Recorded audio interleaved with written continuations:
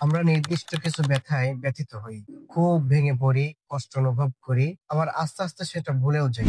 আল্লাহ তাআলা আমাদের ভুলে যাওয়ার মতো এক বিশেষ ক্ষমতা দান করেছেন। এটা আল্লাহ তাআলার পক্ষ থেকে বিশেষ একটি নিয়ামত। আচ্ছা ভাবুন তো, এই বিশেষ নিয়ামত যদি আল্লাহ আমাদেরকে না দান করতেন, তাহলে আমাদের বেঁচে থাকা কতটা কঠিন হতো সেটা কল্পনার বাহিরে। প্রিয় কোনো মানুষকে আমরা যখন হারিয়ে ফেলি, প্রথম কিছুদিন আমাদের অসম্ভব খারাপ লাগে। পুরো দুনিয়াটা কেমন রংহীন, বিষাদ, বিরক্তিকর লাগে। কিন্তু সময় যত গড়ায় আমরা আস্তে আস্তে সেই শোক আর ক্ষতটা সেরে উঠি। সময়ের সাথে সাথে প্রিয় মানুষের স্মৃতিগুলো ধূসর হতে থাকে। একবার চিন্তা করুন, আপনার মা অথবা বাবা মারা যাবার দিন আপনি যে কষ্ট অনুভব করেন, ২ বছর অতিক্রম হওয়ার পর আপনার যদি ঠিক একই রকম কষ্ট অনুভব হতে থাকে, তাহলে কি আপনি আদৌ বেঁচে থাকতে পারবেন?